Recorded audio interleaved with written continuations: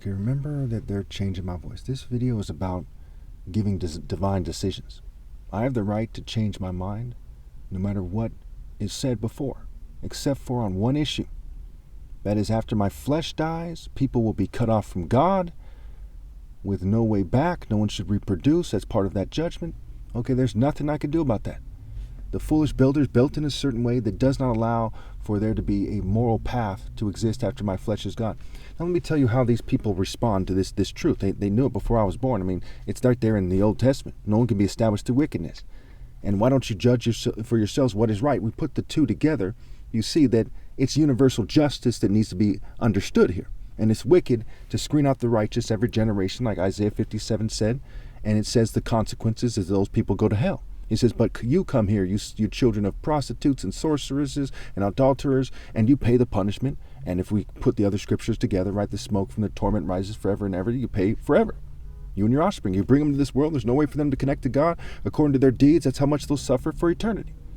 And it's also a covenant of God's love. Like God made my family patriarchal line the top martial arts line, right? They had the most heart, the most righteousness. They're divine, no one else was. And that continued for hundreds and hundreds and thousands of years. And as time went on, it said, okay, now the world is like a piece of shit. Okay, so there's no need to reproduce here. Okay, that covenant continues forever.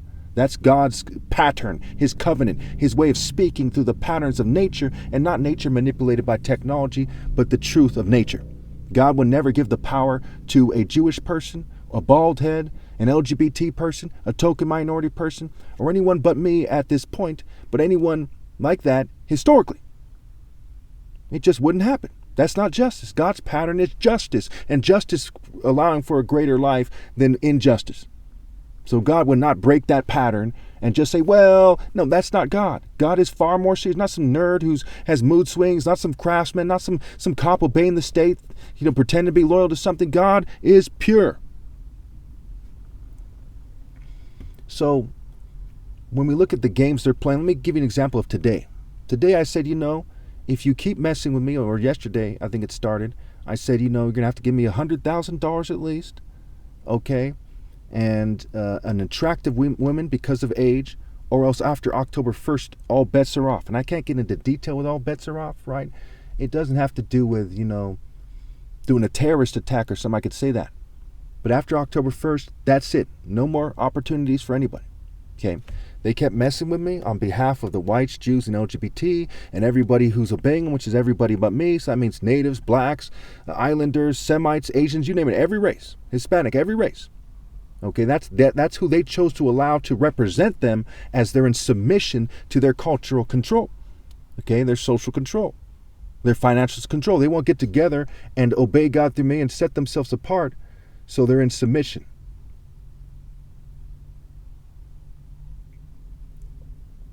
Okay.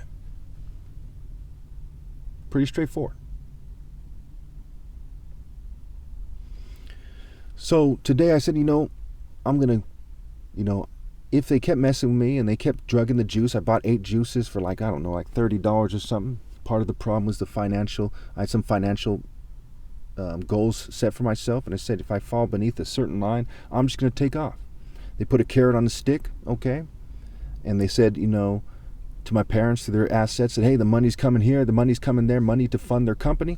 To run the company, I think is like anywhere from like 80,000 to 100,000 a year. So they had my parents doing that for like 22 years, okay, saying the money's coming. And recently, my parents made a great push to kind of beg me to stay, saying the money's coming, what have you. But I said, hey, you're not trying very hard to budget with the money you do have, because they're kind of buying food in a way that reflects a lack of budgeting. Okay, they have horses that cost $400 a month or something. And they have birds that they give sugar food to and bird feed. And so they're spending like, maybe $500 a month on that. Okay, you could get rid of the horses, saves you $500 a month, saves me wear and tear, dirt on my car, saves me gas if you would have done that. Now, my mom likes the horses a lot. It's sad, but these are crucial decisions. I said, shut down the greenhouse operation. I've been saying that for years, especially maybe 5 years ago, I really started pressing them on it. And 2 years ago, I started pressing them on it so much that I started putting notes on the wall. So that's, in the last 2 years, okay, that's like $160,000 that they would have right now. They also pay at least $4,000 more on rent, okay, than they otherwise would. Now, keep in mind, they have a network. I mean, if they wanted to, they could reach out to their family members. And again, they shouldn't do it because they already owe people some money, mind you, okay? But they could reach out to their family members and keep this thing going for quite some time while they negotiate this, that, and the other thing. But even if they did it, it's putting pressure on me to make a decision. I don't know what they're going to do, okay? I don't know what the family members are going to allow for, okay? There's a lot of reasons, and some I can't discuss, which I can't make it so I cannot trust that. So let's just say definitively, I can't trust that that's going to occur. They seem to, they're working with the government to harass me, to try to get me to fall in line or to torture me, experiment on me, whatever I don't know what they told them, but that's what's going on. You see what I'm saying?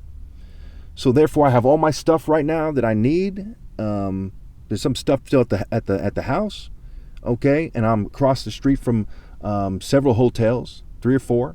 There's other hotels here, okay? I might say, hey, I'm going to stay in a cheaper hotel and save some money. Probably not, because I anticipate dying soon because of exactly what's going on and why. Or I'll stay at one of these more expensive hotels, and I'm trying to move unpredictably and stay in hotels in a way that's unpredictable and go for food and stuff in a way that's unpredictable. And I've gone to, maybe I want to say like 100 different places that I've been drugged at in the last 5, 6, 7 years. I mean, it's been a lot. There's several places in Gilroy, Morgan Hill, San Martin gas station. There's been, in San Jose and in San Francisco and on and on and on, right? So in Santa Clara.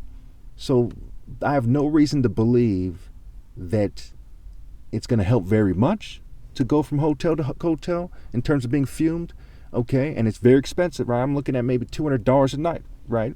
It used to cost something like 100. Certain hotels used to go to, they were like comparable to the Hilton, were like $150 back in the day when I used to go to hotels. It's been a while. It's been like, it's probably been 6 years, 7 years since I've been in a hotel. And the last time I was at a hotel wasn't even with a chick and, getting on or something. It wasn't that. So I haven't been on a date in quite some time. And that's part of my concern here, is I'm getting older.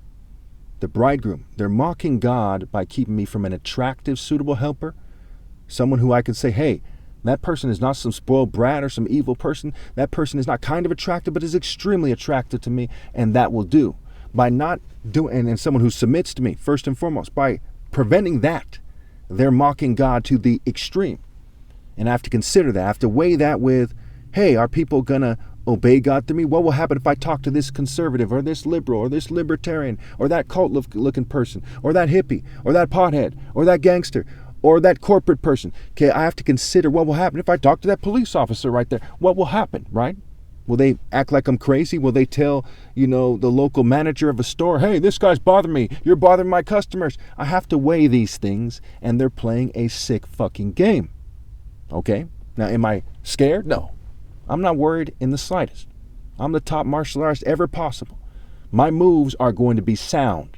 They're not going to be the type of moves you say, well, why did he do that? They're going to be sound. Their moves on behalf of themselves and their offspring, betting everything against God, against the importance of morality, against generational justice, their moves are fucking retarded. They are literally the dumbest moves ever. I'll give you $1,000 if you can prove that their moves in this situation aren't the dumbest moves ever with a universal logical scale. The dumbest decisions in all of human history have to do with persecuting me, the person who is obviously the most righteous person that ever lived, but those who are scientists who fail to kind of have a sense for these things, who's scientifically the most